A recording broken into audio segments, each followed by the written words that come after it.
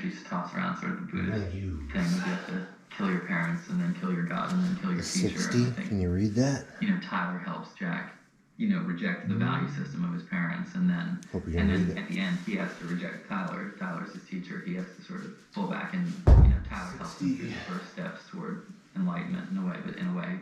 But by the end he has to pull away from Tyler, even and define himself as separate from Tyler. I think that's one way you can look at the whole thing. So, Tyler's seduction is a more liberating seduction. It's a 70. seduction of liberating yourself from, the entombment in material possessions and all that's familiar. We'll warm up a little more. On an emotional level. 50-pound medicine ball cleans. And then a static hold with the kettlebells. Just a hold. Sounds simple, right? Designs a mean pair of sweatpants too. He's one of those guys you just start that in a few minutes. Troop around. He's been around. Now see, this In a few minutes, I mean, right now. I saw it, gotta laugh. Changed my mind. Only someone like Ken Turan couldn't laugh at a scene like that.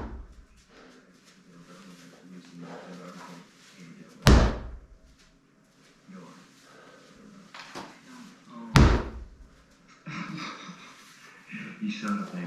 Yeah, he's the guy. I love that. Scratching the back of the head. I'm not here to judge. We know you have a dildo. I'm not here to judge. Now, this was power. I got a little power surge working through LAX. It took Brad about 8 takes to be able to get the car into gear. You're out of your mind. You did it first one. Keep your head turned right. Tyler, on sort of a philosophic, political level, he definitely represents sort of, I think, a very Nietzschean impulse toward the idea of nihilism as a practical approach. It's a lot like sort of Nietzsche's Zarathustra. It's the idea that nothing can change in a positive way unless a lot of the old values are ripped down. What gets explored in this film is the idea that nihilism is a very sexy idea when you're young and feel frustrated, but that becoming mature means recognizing the practical limits and in some ways the hypocrisies that nihilism lends itself to. I have a funny story about the night we shot this coming up right here. Okay. Now in the lobby of this building, there was a fountain which was turned off, but the water was kind of basically at floor level. And right before this shot right here, I was sort of trying to get, appropriately in that mode right there. And I just turned with all those extras around and stepped right into the fountain. And I was up to my calves in the fountain. But fortunately this shot didn't have my feet in it. Literally, That's outtake material, my friend. Literally like 5 or 6 people, crew members, just stepped in that fountain over the all. They did? You would hear splash, splash, splash, and we would go, oh shit! And let you give a sign. Edward's strength is he always knows where he wants to be within the context of the story. The drawback is sometimes his plan keeps it from being fresh, in theory anyways, but the guy is just so exquisitely good that he never gets in the way. Me, I'm the opposite. I let the day dictate what's going to happen, and so for me it's more of a hit and miss. Drawback for me is when I'm missing, I'm really missing. I don't have that to fall back on. I always liked that her voice. We talked about that when we were writing the script about, or working on it, just about how her voice should trigger the explosion. Yeah. See, thematically speaking, That's good stuff. I always thought that at his moment of sort of desperation, Ryan has this impulse to call the woman, which is pretty much the impulse he should have been following all along. But she's too much like him.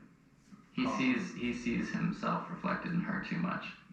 It's these underlying themes that we don't state, but just hating someone the most because they represent you, yourself, they reflect your life. It astounds me. And so as soon as he hears that voice, he hangs up and then basically calls the other guy, who of course is his imaginary friend. So really that's the moment of the beginning of true psychosis. Although I guess he was talking to himself on the airplane. And I guess he did. I set the explosion in his apartment already. Oh, he's already done that, yeah. He's just not dealing with it. He's still in denial. So he's basically been a sick twist for the first frame of this film. Yeah. Fade in. Sick motherfucker. Goes on. I actually, before we started, I was trying to get attention to let me be the self-help group leader. Welcome to your cave. Better style. You wanted to create your whole alter image. Good, love this scene. Again, it was almost last take of just doing some potato chips. I just love that he grabbed that one. Now this scene was another scene that was not in the book that was kind of a collective effort in the office. Yeah. No one cared for that. I love the Lorraine Bobbitt reference. It just never went over. Those things that crushed me. This kind of came out of a lot of it kind of came out of a lot of spitballing. A lot of nerve basketball. A lot of nerve basketball. We had a longer rehearsal period on this than any movie I've ever worked on. And we spent most of it playing basketball. And we spent most of it shooting Nerf hoops.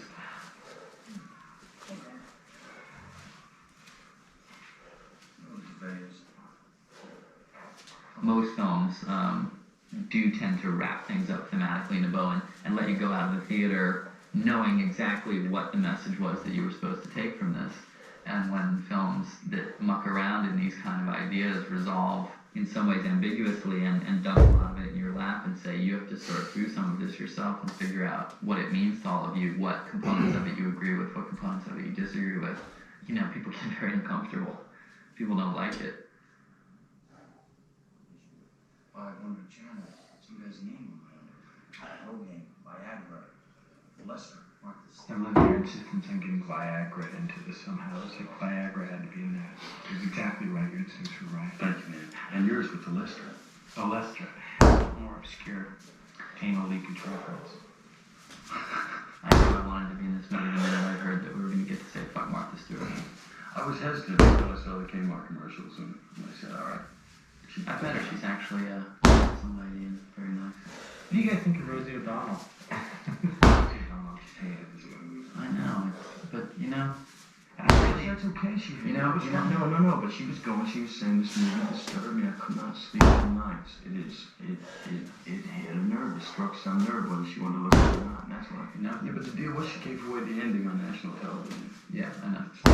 It's just I unforgivable. think, you know, the auxiliary tract is a good place to be bitter. What? Yeah, Sure. I mean, where else are you Because gonna basically anyone who's seen the movie, bought the DVD, and decided to go ahead and listen to all this is a fan or is liking it. You think so? Yeah. Or looking for ammunition to bring us all down. Exactly. No, I'm just gonna assume the positive and assume that anyone listening in here is cool. I think another thing that was sort of informed the whole experience of doing Fight Club for me was that I was playing a supporting character, you know, who was working 40 days over 113s and spread across that period. So it was quite difficult. I suppose one of the greater challenges was trying to remain emotionally involved and concentrated and coming in, you know, having had 3 weeks off to do another scene and somehow, you know, resurrecting her. I'd never been asked to do that. I never had to sustain a performance every 6 months, but, you know, erratically. But that was definitely one of the sort of challenges of the job. I want you to hit me as hard as you can. Hold. Yeah. Now the casting for this. Fincher appears in all his films. Hold. Big tan. I don't tan well, except in a few places. Now the thing about cigarette burns in actuality is don't they run most movies on a platter now? Yeah, so So that it's an irrelevant joke, but it was there for posterity. Sure.